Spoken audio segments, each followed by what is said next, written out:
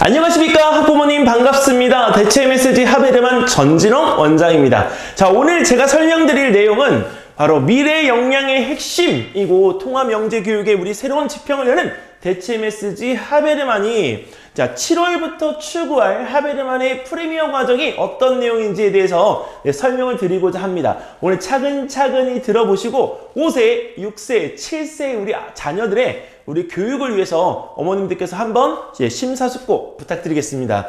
자, 일단은 이 교육의 패러다임이 우리가 바뀌고 있죠. 교육의 패러다임이 바뀐다라고 하는 이 내용에서 가장 중요한 포인트는 딱 세 가지로 설명을 드릴 수 있을 것 같아요. 바로 뭐냐면 창의 융합 과정과 자기주도성, 그 다음에 비판적 사고 능력입니다. 2022년도 교육과정에서 이 세 개의 키워드가 가장 중요한 포인트는 바로 무엇이냐? 바로 역량을 대체할 수 있는 단어들이기 때문이죠. 지금까지 수학에 있어서 우리가 가장 중요한 포인트는 창의 사고력 또는 우리가 여기서 순수 사고력이었습니다. 하지만 앞으로는 그런 창의 사고력에 대한 과정보다도 깊이가 있는 교과 사고력에 대한 부분이 훨씬 중요해졌고요. 그리고 또 본인 스스로가 우리 이것을 정말 직접 할 수 있는지, 문제를 갖다가 푼다라고 하는 거에 있어서 수학 문제는 어떤 풀이를 어떻게 하는가가 중요한 게 아니라 이 스스로가 풀어낸 것에 대해서 설명하고 그 부분에 대한 것들을 활용할 수 있는 가치가 있는지를 직접 보는 게 중요한 거죠. 그리고 마지막으로 비판적 사고력에 대한 부분은 쉽게 더 설명을 드리면 이 어떤 이야기가 있을 때 그 이야기의 주인공이 되어서 그 이야기의 전개 과정을 내가 바꿔본다면 이라고 해서 퀘스천 마크에 대한 부분을 이게 설명할 수 있을 때 그걸 우리가 비판적 사고력이라고 보는 게 더 쉽겠습니다. 자, 근데 이 어린 자녀들에게 이런 비판적인 사고력, 그 다음에 또 창의 융합, 거기다가 스스로 하는 능력까지, 와, 이거 정말 쉽지가 않은 것 같아요. 왜냐면 우리 초등학교 고학년이어도 또 중학생이어도 고등학생이어도 스스로 한다라고 하는 이 과정에서는 우리가 정말 의문점을 우리가 가질 수밖에 없게 되죠. 하지만 우리 부모님들 아셔야 될 게 있습니다. 우리 어린 친구들이 정말 공부가 하고 싶어서 공부가 즐거워서 하게 되는 경우에는 어떤 누구보다도 집중력 있게 잘한다라고 하는 것 알고 계시죠?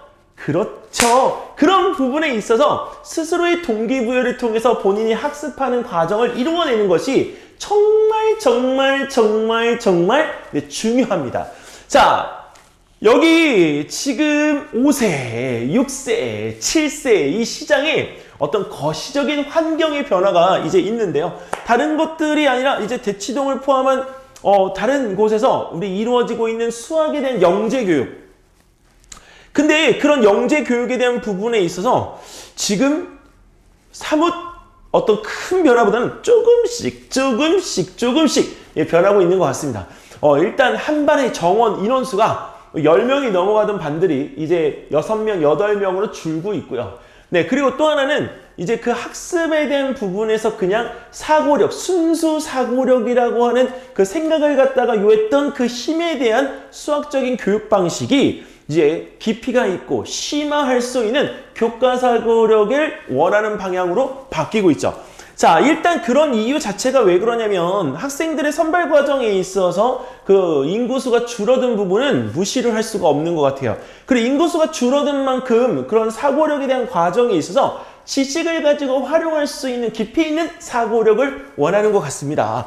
자, 우리 또한 이 역량이라는 단어가 지금 작년부터 교육과정에 대한 부분이 우리가 바뀐다 하면서 계속 나오고 있는 부분이지만 실제 대학교 입시나 아니면 고등학교에서 영재고나 과학고등학교 입시에서 역량에 대한 평가를 중시하는 그 경향들이 나타나고 있죠. 특히 대입에서는 기본적인 인성, 그 다음에 인성평가, 근데 또 기본 역량평가, 학습 역량평가 등의 단어를 갖다 붙여서 학생들의 역량치에 대한 부분을 점수화시키고 있습니다. 물론 거기에는 내신 성적과 대입이기 때문에 수능에 대한 부분들도 들어가지만 그 교과 과정에 대한 내신 이외에 진로 활동이나 동아리 활동이나 각종 대회에서 우리가 참여해서 본인이 했던 그 역할들에 대한 것들, 대회 과정에 대한 것들을 높이 평가하는 방식으로 바뀌고 있는 거죠. 자, 그러면 우리 그런 과정이 좀 시간적으로는 아직 멀리 있게끔 느껴지는 5세, 6세, 7세의 우리 자녀들은 어떻게 해야 될까요? 자, 이런 부분에 있어서 교육도 해야 되고 영양치도 늘려야 된다. 당연히 그쵸, 맞는 이야기입니다. 근데 중요한 거는 그 영양이라는 부분에 있어서 우리가 중요하게 봐야 될 거는 영양을 어떻게 키울 것인가죠. 영양을 키우는 데 있어서 교과 따로 하고 영양 따로 하고, 와, 이 어린 친구들이 그걸 다 하려면요, 어머님 진짜 힘들 것 같아요. 자, 우리가 교과하면서 그거를 활용할 수 있는 경험치의 교육을 그 교육하는 시간에 같이 해줄 수 있다고 한다면 일석이조의 효과를 거둘 수 있지 않을까요? 자, 그런 부분에 있어서 하베르만이 저는 정말 적합하다고 저는 생각합니다. 일단 이 하베르만이라는 부분에 있어서 순수 사고력이 아닌 소마와 같은 교과 사고력에 대한 부분들을 위주로 하고 있다는 것. 자, 그리고 또 하나, 이 어떤 트렌디한 부분에 있어서 바뀌는 교육 과정에서 가장 중심이 되는 것, 바로 발표입니다. 내가 아무리 이해를 잘하고 아무리 문제를 잘 풀어도요, 상대방과 소통할 수 있도록 그 문제에 대한 설명을 잘 하는 것, 네, 필요해요. 만약 그 부분이 아무리 백날 머릿속으로 문제를 잘 풀었다고 하더라도 상대방에게 설명할 수가 없는 풀이라고 한다면, 그건 좀, 네, 고민을 해봐야 될 것 같아요, 어머님. 네. 자, 이런 부분에 있어서 우리, 그렇죠. 이 실질적인 부분에 있어서 어린 친구들이 공부하는 방식은 정말 우리가 학습에 대한 부분만 계속적으로 우리가 끌고 나가는 것이 아니라 경험치를 늘려갈 수 있는 교육을 하나 더 떼어줘야 됩니다. 자, 그런 부분에 있어서 패러다임이 우리가 바뀌고 있다는 거죠. 자, 현재 우리 5세, 6세, 7세의 아이들이 우리 알파 세대라고 우리가 부른다고 하더라고요. 근데 제가 이 알파 세대가 우리가 무엇인지 궁금해서 정말 조사를 해봤어요.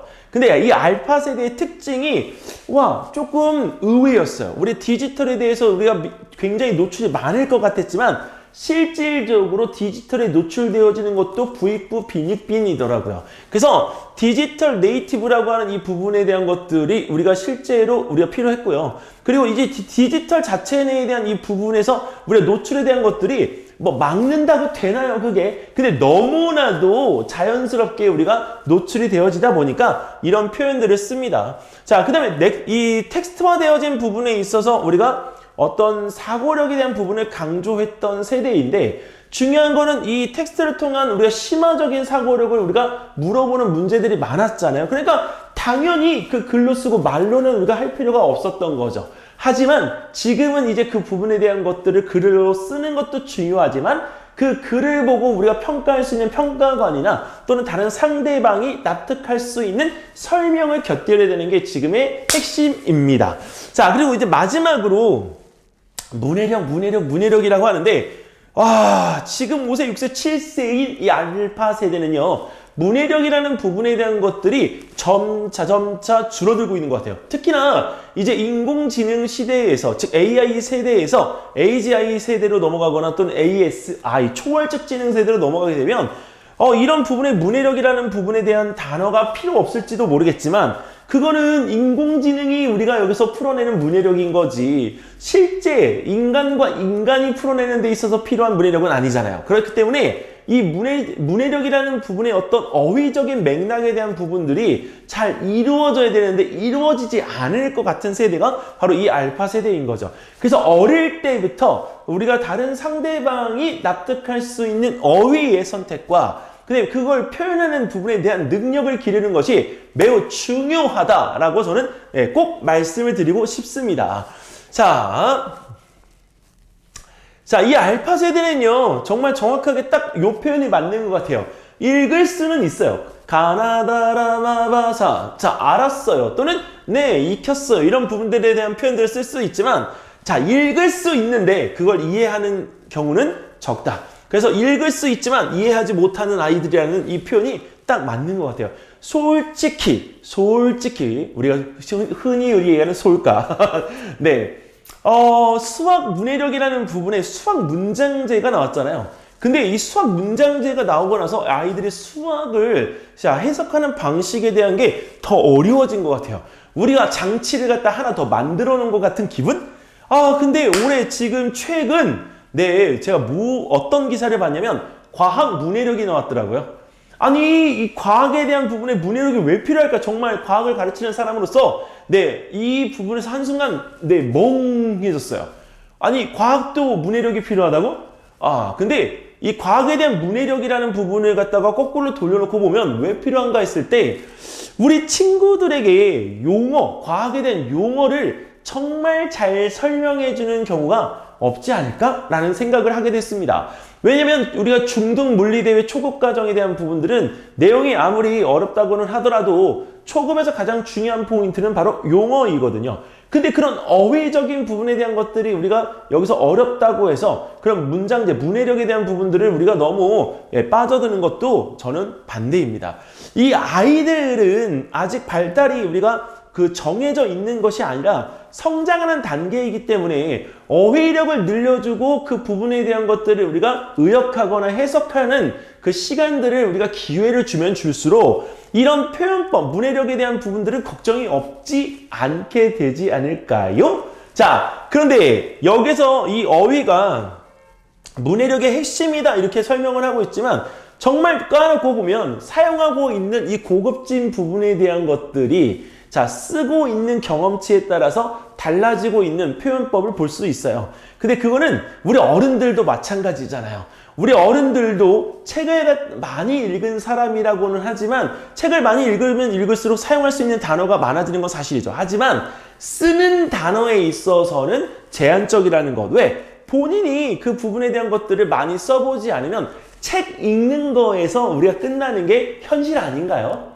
자, 그런 만큼 이 문해력이라는 부분에 대해서는 그 경험과 그 다음에 일상적인 생활에서의 사용에 대한 우리 횟수가 매우 중요하지 않은가 저는 생각을 합니다.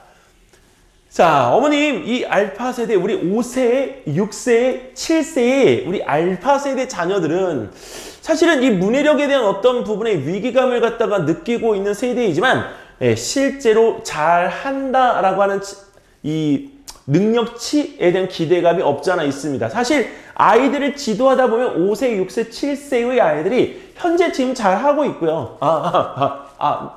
못하는 아이도 있다고요?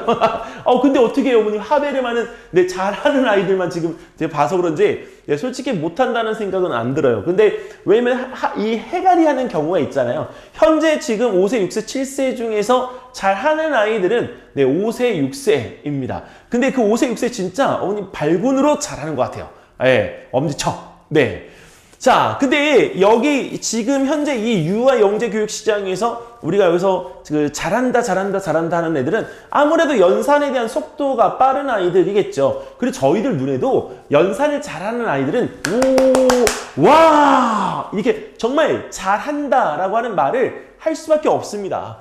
자, 근데 어떤 부분에서 우리가 이런 그 연산 과정의 어려움을 갖다가 극복한 사례가 있다라고 한다면 그 잘함은 더 잘함으로 바뀔 거예요.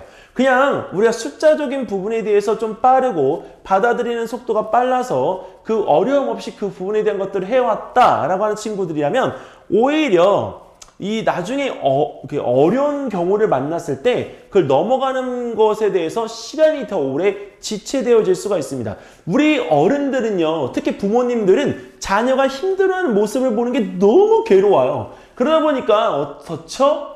그렇죠, 어머님. 네, 이 부분에 대한 걸 안 경험하도록 네, 하고 싶은 거예요. 그러다 보니까 그 고비를 갖다가 넘는 데 있어서 아이가 넘어가는 과정에서 우리는 힘을 보태어줍니다. 자, 근데 어머님 조금만 놓고 보세요.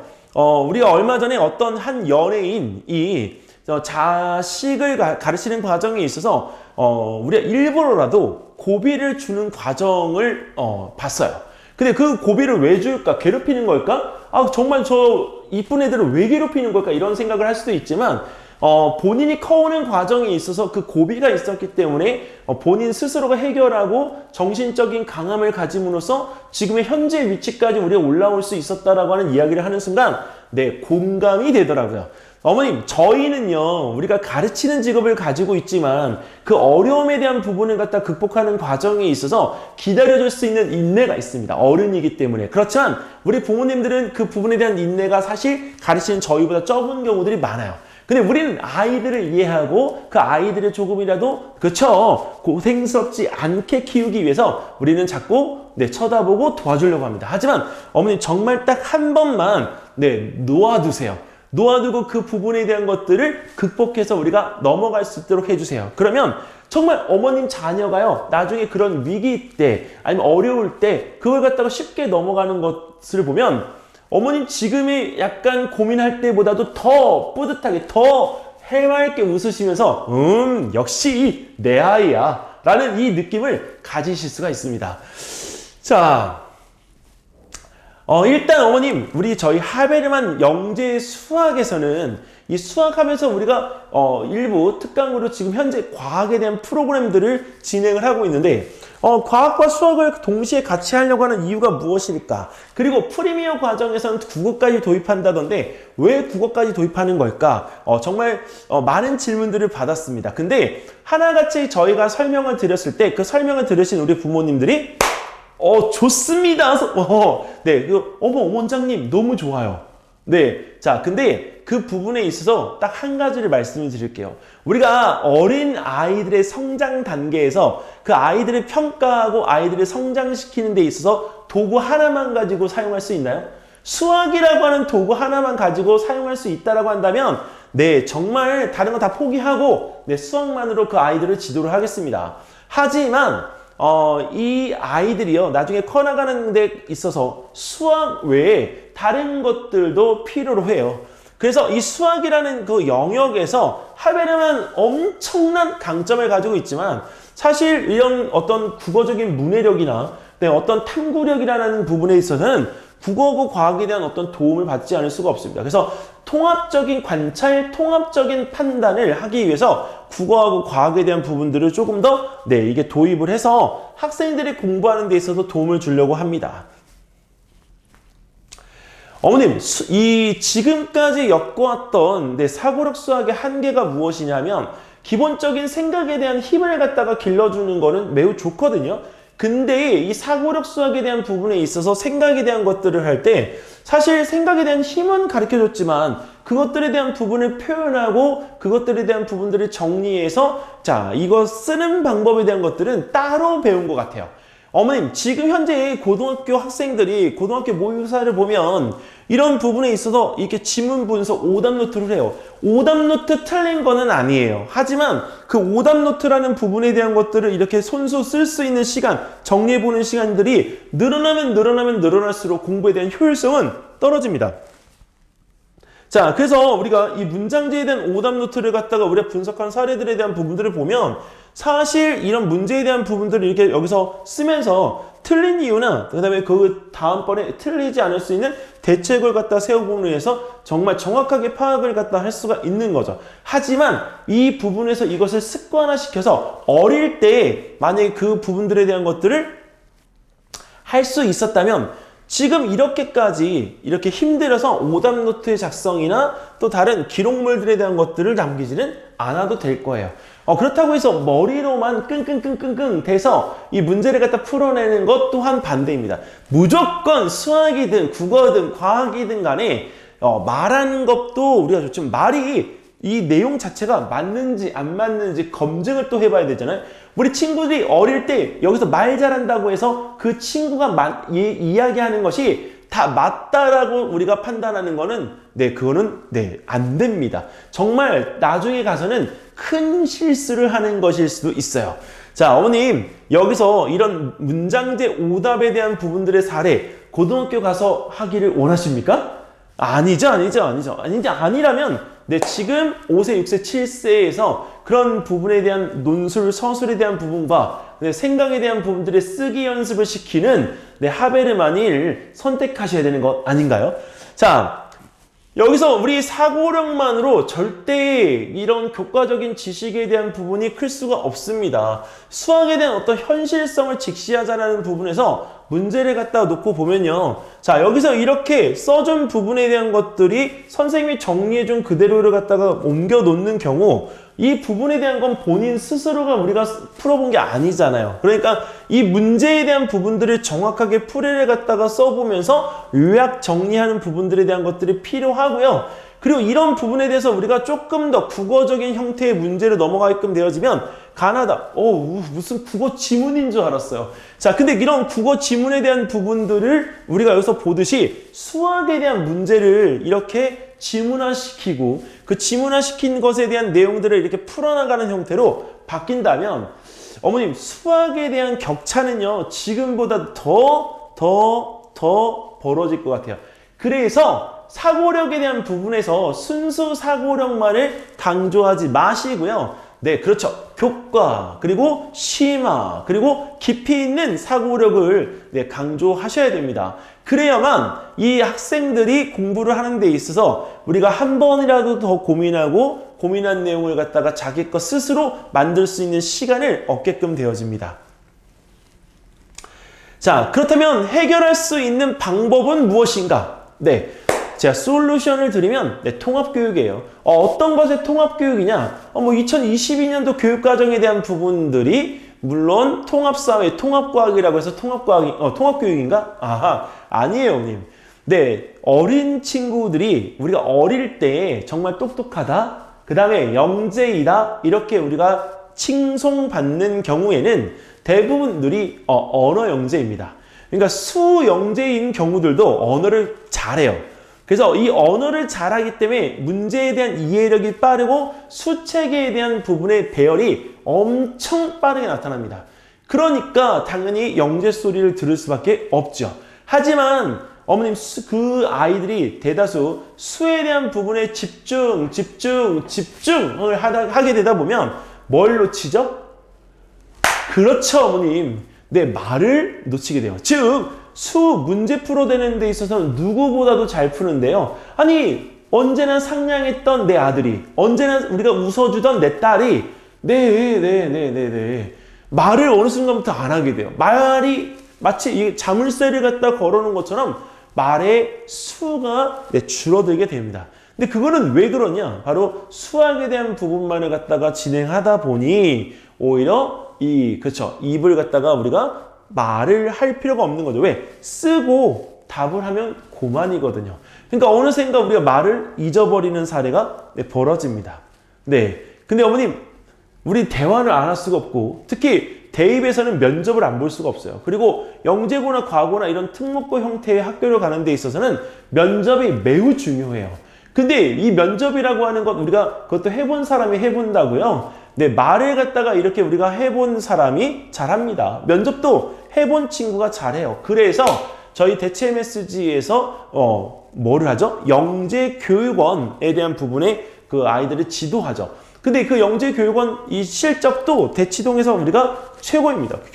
절대적으로 대학 부설에 대한 것만 따진다고 하면 대한민국에서 어머니 손으로 꼽을 정도로 우리가 그쵸 최고예요.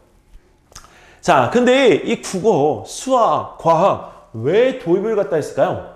어머님 스스로가 한번 저에게 대답을 한번 해봐 주시겠습니까? 국어 왜 필요할까요? 그러면 수학은 그렇죠. 필요하죠. 하베르만이니까. 그 과학은 왜 필요할까요? 제가 과학이기 때문에? 물론 그럴 수도 있죠. 자, 어머님 제가 딱 하나만 짚어드릴게요. 하베르만 대체 MSG의 융합 수업은 일단은 5세부터 7세까지 이 발달 단계에 대한 부분에서 집중하고자 하는 부분이 있습니다. 왜 그러냐면 지금은 고등학교에서 동기부여받아서 대학을 간다 이거는 어렵고요. 그리고 중학교 때 내가 공부 좀 했어 라고 하는 친구들이 동기부여를 받아서 좀 늦게나마 영재고나 과고의 대열에 합류할 수 있다? 역시 이것도 좀 어려운 것 같아요. 근데 최근 들어서는 초등학교 때 우리가 보통 3, 4학년들이 공부를 열심히 해서 중학교 1, 2학년 때 영재 학교를 노려보려는 경우들이 있어요. 하지만 그 부분도 내가 의지가 확실한 경우에 3, 4학년 때 영재고에 대한 부분에 확신을 가지고 준비할 친구들이 도대체 몇 명이나 되겠어요? 별로 없단 말이에요. 근데 그 별로 없는 과정에서 이 아이들이 조금 더 내가 공부에 대한 즐거움을 느끼고 그 공부에 대한 부분에 있어서 하는 것이 우리가 조금 더 성취감 이런 것들을 느낄 수 있는 나이 또래로 좀 내려가다 보니까 네, 초등학교 입학 전에 아이들에게 관심이 생기더라고요. 그래서 5세부터 7세에 대한 부분의 발달 단계에 집중하고자 하는 전문성을 네, 대체 MSG 하베르만이 가지고자 합니다. 자, 하베르만의 영재 수학은요, 일단은 우리가 그렇죠, 대수나 또는 그렇죠, 수법 말고도 우리의 조합이나 그다음에 기하나 이런 부분들의 어떤 영역별에 대한 부분들에서 계속 학습이 우리가 순환되도록 되어 있어요. 그러니까 단순히 수업 자체에 대한 부분에서 그날 한 가지 주제를 가지고 만약에 수업을 한다면 이 부분에 대한 것들이 여러 갈래로 계속 반복되어지도록 교구와 내용을 우리가 사용하고 하고 있습니다. 자, 그리고 무엇보다도 스토리텔링 기반에 대한 어떤 융합 학습을 할 수 있도록 디지털 기반으로 되어져 있는 것도 장점이에요. 자, 그리고 어머님, 이 5세, 6세, 7세는 어떤 특징들을 가지고 있는지 아세요? 학습적인 부분에 있어서 5세는 진짜 호기심이 많아요. 근데 그 호기심을 갖다가 우리가 가지고 있는 아이들에게 뭐라고 막, 이게, 너 왜 빨리 안 해? 좀 해야 되는 거지? 하면서 이렇게 어머니 하면 되겠어요? 아니에요. 5세의 아이들은 진짜 호기심이 많기 때문에요. 그 아이들과 학습을 할 때 잘 웃고, 그다음에 거기 있는 아이들의 그 반응에 대해서 리액션을 해주는 선생님이 굉장히 중요합니다. 그래서 이 교구와 함께 우리가 이 감각적인 수학을 한다. 이 내용은 학생들에 대한 어떤 부분의 반응에 대해서 리액션을 확실히 해줄 수 있는 선생님. 네. 그리고 또 하나, 그 학습적인 부분에 있어서 학생들의 반응을 이끌어내고 그 부분을 다시 그렇죠. 학습적인 부분으로 끌고 올 수 있는 선생님. 네. 그 선생님이 네, 어머님 5세의 아이들에게는 네, 필요해요. 자, 근데 6세 같은 경우에는 저는 깜짝 놀랐어요. 왜냐면 6세가 이 수학 공부를 하고 학습을 받는 데 있어서 이게 뛰어나게 잘 받는다라고 하는 거를 저는 네, 그동안은 잘 알지 못했거든요. 근데 아이들을 가르치다 보니까 이런 걸 잘하는구나 라는 생각을 하게 됩니다. 자, 이런 부분에 대한 것들을 조금 더 발달시켜 주기 위해서 부모님들에게 수업이 끝나고 나서 피드백을 드리는데요. 그 피드백 드리는 과정에 있어서 지식에 대한 활용 부분이 많고 또는 우리가 즐거움을 갖다가 직접 우리 이 강의장 뒤에서 부모님들이 들으시면서 아이들이 끝나고 갈 때 같이 웃으시면서 갈 수 있는 선물을 드리는 게 저희들은 정말 좋더라고요. 그래서 이 6세 같은 경우에는 어떤 사고체계에 대한 부분의 시스템을 갖다가 만들어 나가는 과정이기 때문에 사고의 구조화라는 표현을 갖다 썼습니다. 그런 6세가 나중에 이제 여름 때부터 프리미어 과정에서 교과의 일부를 갖다 할 수가 있게끔 되어지고요. 그 다음에 또 7세부터는 기존에 있던 영재성에 대한 부분의 하브루터 과정을 잘 이수를 하고 온 친구들이기 때문에 교과에 대한 부분들을 지속할 수가 있습니다. 근데 이 영재성에 대한 기초를 갖다가 완성하는 7세에 우리는 당연히 그렇죠. 국어라는 부분에 대한 이야기를 안 꺼낼 수가 없어요. 어머님, 프리미어 과정에서 이 국어는요. 지금 어리기 때문에 사실 잘 안 와닿죠. 왜? 우리가 국어, 기억, 니은, 디귿, 근데 한글을 갖다가 우리가 익히는데 우리가 초점이 맞춰져 있는데 아니 한글도 못 쓰는 애가 어떻게 국어를 해? 이렇게 생각하실 수 있어요, 어머님.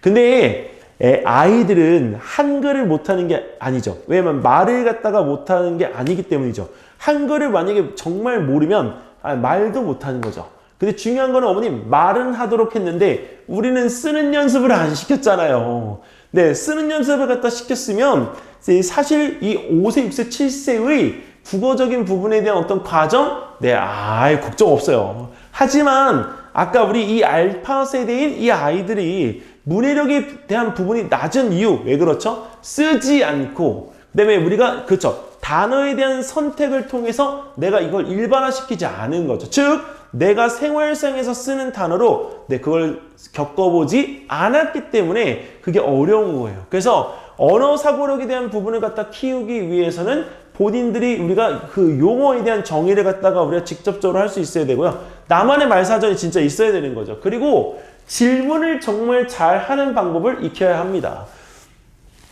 자, 이 프리미어 국어에 대한 부분은 여기서도 언급을 하고 있지만 프리미어 반에 적용되어질 부분에 있어서 국어는 어떤 거냐? 네, 확실한 어휘력 상승이 목적이다. 네, 이 단순히 프리미어 반이라고 해서 아이들한테 책만 읽히는 건 아니 어머님 책을 읽히려면 네, 집에서 책을 읽히셔야 되지 학원까지 보내서 책을 읽힐 이유가 있습니까? 네, 없지요. 자, 그래서 우리가 단순히 독서가 아닌 네, 추론에 대한 부분과 선생님과 또는 다른 어른과의 또는 다른 친구들 간의 의사소통에 대한 부분들의 능력을 갖다 키우기 위해서 이 국어에 대한 부분을 적용하고자 합니다. 아, 죄송하지만 이 정규반의 경우에는 이 국어학습에 대한 부분들이 종합반처럼 구성이 돼서 못 가고요. 우리가 그 방학 때나 시즌별로 들어가는 특강들을 따로 이용을 할 수가 있습니다. 자, 그리고 여기서 단순하게 그냥 발문 과정이 아니라 학생들이 조금이라도 더 생각해보고 그거에 대한 부분에 대해서 답을 할 수 있도록 그리고 어머니 무엇보다도 아까 제가 첫 번째부터 강조했던 게 뭐죠? 바로 쓰기. 네, 이 부분에 대한 발문을 통해서 본인들의 생각을 갖다가 한 글자, 두 글자라도 좋아요. 그 대신 반드시 뭐 해야 되죠? 써봐야 합니다.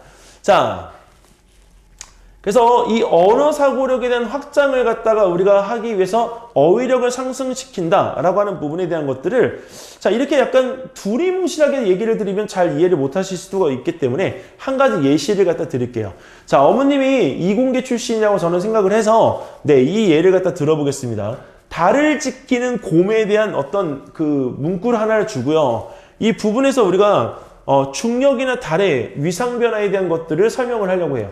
근데 위상이라고 하는 거는 그 위치에 따른 그 달의 상태, 즉 보름달인지 하연달인지 상연달인지 그런 모양에 대한 변화를 갖다가 우리가 위상 변화라고 표현을 갖다 합니다. 자, 근데 어머님 달을 지키는 곰에서 달은 지구의 중력보다 6분의 1이잖아요. 그리고 또 하나는 이 곰이 왜 토끼가 아니라 왜 곰일까? 자, 그런 부분들에 대한 것들의 소재들을 이렇게 우리가 문해력과 연결시켜서 수업을 갖다 진행하는 것. 이게 바로 우리 국어 수업입니다. 자, 근데 이 또 하나 재밌는 건요. 어머님, 이 달을 지키는 곰에 대한 부분은 영상을 직접 만들어서 학생들에게 제공을 할 수도 있어요. 요새는 AI가 있기 때문에 너무 과하지 않은 그 영상에 대한 부분들이라고 한다면 순화적으로 그 영상을 만들어서 학생들에게 제공하고 그 짧은 영상을 통해서 비판적인 사고력과 본인이 그것을 해석하는 능력, 본인이 가지고 있는 상상력을 펼쳐보는 것까지 우리가 한다면 일석이조가 아닌 일석삼조의 효과를 거둘 수가 있지 않을까 생각이 됩니다. 자, 그러면 이제 우리 하베르만의 수학은 뭐냐? 하베르만의 수학은 융합 수학이죠. 그리고 하베르만의 수학은 교과 심화 사고력입니다. 그래서 초등학교 우리 들어가기 직전인 7세 여름방학 때부터 이 초등학교 1학년 수학을 교과 수학을 들어가고 그리고 초등학교 1학년부터 초등학교 5학년 때까지 초등학교 1학년 한 여름방학 정도면 끝나지 않을까 생각이 됩니다. 초등학교 6학년에 대한 부분을 우리가 집어넣지 않은 이유는 5학년 분수까지의 과정이 끝나게끔 되어지면 초등학교 6학년 1학기, 2학기는 초등 전체 총정리 과정이나 마찬가지예요. 그렇기 때문에 여기는 이 초등학교 과정에 대한 부분들이 필요하지? 그렇죠. 않다. 않다? 아니죠. 필요하죠. 근데 총정리까지 우리 할 수 있는 거죠. 중학교 1학년 수학은 오히려 이 초등학교 전체 과정에 대한 심화의 한 단계 위로 가는 레벨의 심화입니다. 자, 근데 이런 과정에 대한 교과 심화를 우리가 굳이 해야 되냐? 해야 합니다. 왜냐면 하베르만을 다니는 친구들은 똑똑하기 때문이죠. 그리고 어머님 솔직히 필즈나 소마나 이런 데 보내시면서 어머님 항상 고민하시잖아요. 교과 언제부터 시작을 해야 되는가. 근데 너무 빨리 시키는 것보다는 이 아이, 내 자녀가 할 수 있는 시점에 그거를 선택해서 해줬으면 좋겠는데 누가 안 알려주잖아요. 그래서 저희는 하겠다니까요. 이 프리미어반 같은 경우에는 인원수가 몇 명이냐고요? 6명이요, 어머님. 그리고 프리미어반에 대한 이 부분을 만약에 우리가 구성해서 인원이 안 되면 1명이면 1명이라도 데리고 갈 거예요, 어머님. 왜 그러냐면 상위반을 데리고 간다라고 하는 거에 있어서 인원에 대한 부분보다 그 반에 들어가 있는 부분에 대한 어떤 이런 견장 같은 뿌듯함, 네, 어머님들께 선물 드리겠다니까요. 나중에 이 프리미어 반에 대한 부분은 따로 말씀드리겠지만, 네, 국어 100점, 네, 수학 100점, 과학 100점에서 300점 만점 중에 네, 200점에 대한 부분들을 네, 통과 기준으로 보겠습니다. 어머님들 자녀들이 그 7월 전에 네, 이 전체 부분에 대한 입학고사를 본다라고 가정했을 때 그 입학고사에서 통과됐다라고 한다면 200점을 넘은 거야? 이렇게 생각하시면 돼요. 네, 어깨에 견장 넣으셔도 됩니다. 네, 정말 나중에 봐서 잘 하는 거니까요. 자, 그리고 이제 이 프리미어 반에 있는 수학에 있어서는 사고력과 네, 그 다음에 기본적인 교과에 대한 부분들에 대한 것들을 같이 할 텐데요. 저희가 중시하는 거 뭐냐면 바로 이겁니다. 수연산이나 아니면 도형 부분에 대한 것도 중요하지만 이 프리미어 모델 자체에서는 우리가 이 교구를 주어지고 본인이 직접 해결을 갖다가 해보는 과정을 통해서 왜 그렇게 우리가 생각을 했는지, 왜 그렇게 교구를 우리가 이용해서 이걸 풀어냈는지를 학생들 스스로들이 말과 글로 설명할 수 있게끔 하려고 합니다. 그러니까 많은 것들을 하기보다는 한 가지를 정말 제대로 할 수 있는 아이를 우리가 그렇죠, 끌어내는 게 중요한 거죠. 자, 그렇다면 어머님 수학은 이렇게 한다고 해요? 그럼 이제 과학은 어떻게 하느냐?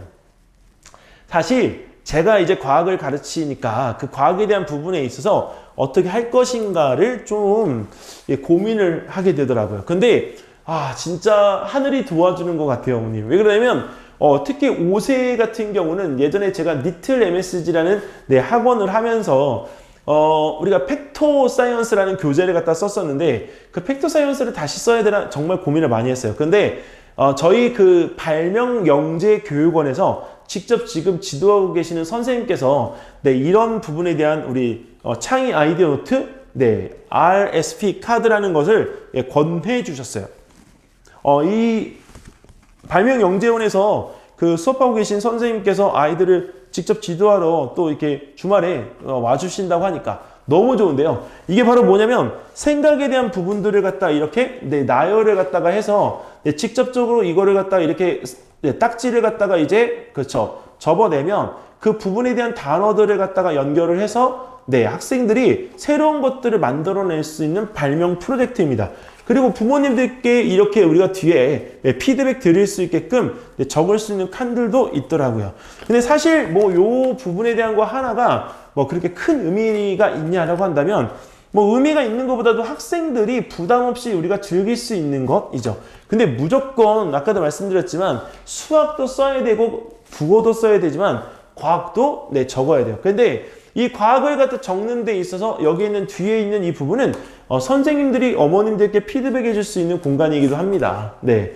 자, 그리고 아이들이 과학을 갖다 하는 데 있어서 실험을 하는 것도 중요하지만 과학은 미술도 잘하고 그다음에 음악도 잘하면 정말 할 게 더 무궁무진하죠. 자, 그래서 이 과학은 스팀 기반의 탐구 실험에 대한 부분들을 하고 있고요. 네, 그리고 1년치 56주에 대한 이 부분의 프로그램들이 준비가 되어져서 그 영역별에 대한 부분들을 우리가 계속적으로 이어나갈 수 있도록 하고 있습니다. 자, 이 프리미어 과학 모델 자체는 우리가 일반적인 생활에서의 어떤 수학적인 부분에 대한 기록, 네, 수학적인 부분에 대한 어떤 관찰, 이런 부분들을 네, 수학적인 숫자로 우리가 배열해서 표나 그래프를 우리 그릴 수 있도록 해주고 있어요. 그래서 이 부분을 통해서 우리는 융합적인 부분에 있어서의 과정의 결과물을 갖다 만들어내는 것이 목표입니다. 자, 저희는요, 어머님, 그리고 이제 그 프리미어반 같은 경우에는 학생들이 한 달에 한 번씩 부모님들께 우리가 그 했던 결과물에 대한 부분들을 피드백 드리는 성장 리포트, 월별 리포트를 갖다 제공을 하려고 합니다. 사실 지금 현재 이걸 드렸던 부모님들께 좋은 반응을 갖다 얻었고요. 네, 그 과정에 있어서 이 부분에 대한 것들을 확대하려고 해요.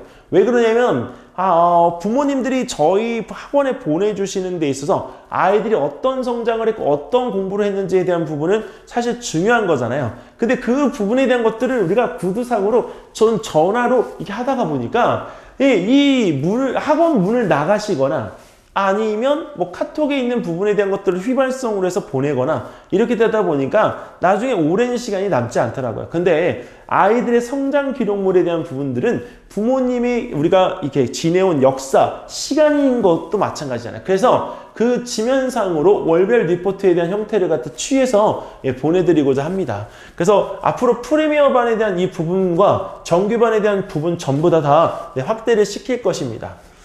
자, 그런데 7월 달에 우리가 여름학기 프리미어반 어떻게 시간표를 갖다 구성할까 해서 일단 예시 시간표에 대한 부분들을 우리가 구성을 했고요. 5세는 게이트나 이런 데에서 우리가 오는 친구들이 있기 때문에 3시 40분부터 5시까지 수업을 갖다 진행하는데 월수금, 화목, 토 해서 국어, 수학, 과학 또는 국어, 과학, 수학 이렇게 해서 구성을 했습니다. 그리고 6세 같은 경우에는 우리가 4시부터 5시 30분, 7세 같은 경우에는 4시부터 5시 30분. 그리고 그 뒤에는 만약에 우리가 그 이후에 클리닉이 필요하다고 했을 경우에는 그 부분에 남겨서 따로 그 부분에 대한 지도를 좀 추가적으로 하고자 합니다. 이 프리미어 반에 대한 부분들이 우리 주중반만 있느냐? 아니에요, 어머님.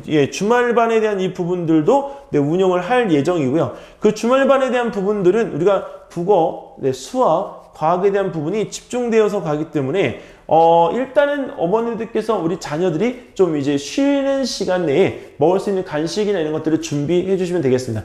이 프리미어에 대한 이 설명은 지속적으로 계속 할 것이기 때문에 부모님들께서 관심 가져주시고 공지되어지는 시간표 확인 부탁드리겠습니다.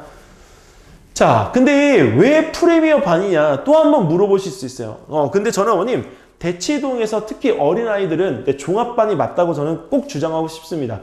수학만 잘한다고 해서 우리가 이루어지는 건 아니기 때문에 우리가 2000년대 국영수과사에 대한 어떤 종합반을 우리가 생각하실 수 있겠지만 그때의 단순 암기식 우리가 교과학습이 아닌 올케어, 종합케어를 할 수 있는 균형 잡힌 우리 학습법이 이제 들어가 있는 시스템이 필요합니다. 그래서 다른 거 영어는 어차피 딴 데서 어머님들께서 하실 거고 그리고 사회 아직 필요하지 않아요. 그리고 체육이나 미술 어머님께서 또 따로 지금 배치하시죠. 근데 국어나 그 다음에 과학이나 수학에 대한 부분에 대한 것들은 통합적으로 우리가 하는 것이 저는 옳지 않을까 제안을 드리고 싶어요. 이유가 뭐냐고요? 우리 하베르만 부모님들이 우리가 이런 이득에 대한 부분들을 얻으셨으면 좋겠다는 거죠. 어머님, 저희가 하베르만을 갖다가 경험하면서 어머님들이 시간적인 부분에 있어서 굉장히 힘들어 하시더라고요. 근데 그 하베르만 부모님들이 얻을 수 있는 이점 중에 가장 큰 건 시간에 대한 효율성입니다. 학원들을 여러 군데 가시다 보니까 이 학원 다르고 저 학원 다르고 물론 과목이 다르니까 다를 수 있죠. 근데 교육적인 철학까지 다를 필요는 없잖아요. 그래서 그 교육적인 철학이 우리 같은 곳에서 국어, 수학, 과학을 하시면 어떨까 싶어요. 그리고 또 하나는 그런 데에서 우리가 전전하면서 발생하는 에너지에 대한 어떤 소모를 갖다가 줄여나가는 것이 필요하기 때문에 그 부모님들께 여쭤보고 그 부모님들과 우리가 또 협의해서 지금 다니고 있는 재원생들이 조금 더 나은 교육을 받을 수 있도록 하고자 하는 것이 가장 큰 중요 핵심입니다. 앞으로는 어머님 미래의 영재, 미래의 우리가 역량 있는 우리 제자들은 어떤 제자들이냐? 바로 소통하는 영재라고 저는 생각을 해요. 소통하는 부분에 있어서의 우리가 어떤 어휘력, 소통을 제대로 할 수 있는 능력은 오히려 수학, 과학에 대한 베이스 능력보다도 더 높게 평가를 받지 않을까 생각이 됩니다.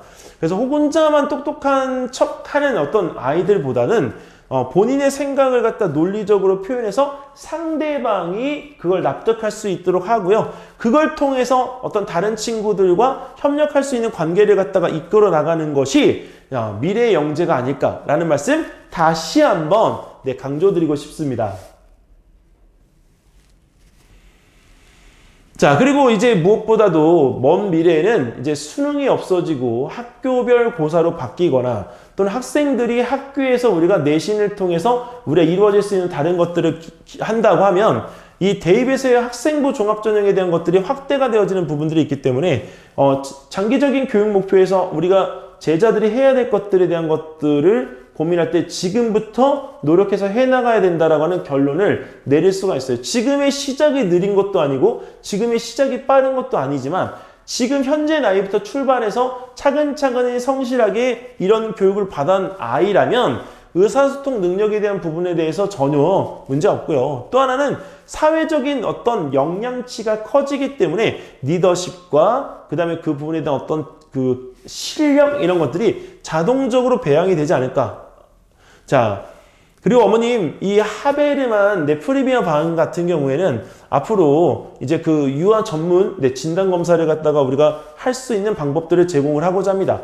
저희가 굿 이너프 케어 심리센터라는 곳하고 이제 그 부분에 대한 어떤 계약을 해서 지금 어머님들 자녀들이 이게 올바르게 가고 있는 데 있어서 심리적인 부분에 대한 학습적인 심리, 그 다음에 우리 부모님의 심리 또는 웩슬러 검사 등과 같은 그런 부분들에 대한 거를 자, 우리가 제공을 할 예정입니다. 이 부분은 적정한 시기에 어머님들에게 제공이 되어지면 사실 그것만큼 좋은 기회가 없죠. 왜냐면 우리가 아이를 갖다가 알지 못하니까 그 아이를 제대로 들여다볼 수 있는 것들에 대한 거를 투영 검사나 이런 걸 통해서 한번 확인해 볼 수 있으니까 그리고 이런 프로그램을 갖다 제공할 수 있는 학원이 몇이나 되겠어요, 어머님. 그러니까 그런 부분에 있어서 이런 프로그램을 갖추고 있는 건 확실히 하베르만 부모님한테는 장점입니다. 자, 그런 프로그램을 대체 메시지 영재 교육이 이제 함께 하는데요. 이 내용에 대한 부분들을 갖다가 장황하게 설명을 드리는 건 다음번에 하기로 하고요. 오늘은 하베르만에 대한 설명 여기까지 드리도록 하겠습니다. 어머님, 1월달 정기 설명회에 참석을 못하셔서 좀 아쉽다고 생각이 되시면 2월달에 곧 정기 설명회가 열리니까 부모님께서 관심 가지고 참여하셔서 좋은 또 정보와 자녀를 위한 우리 하베르만의 방향이 어떤지 한번 들어보시는 게 어떨까 저는 말씀을 드리고 싶네요. 그리고 이 영상을 보시고 관심이 생기신 부모님들이라고 한다면 다음번 설명회에 또 참석해서 이야기 같이 나누시면 되겠습니다. 자, 오늘은 여기까지 진행하고요. 다음번에 또 인사드리겠습니다. 감사합니다.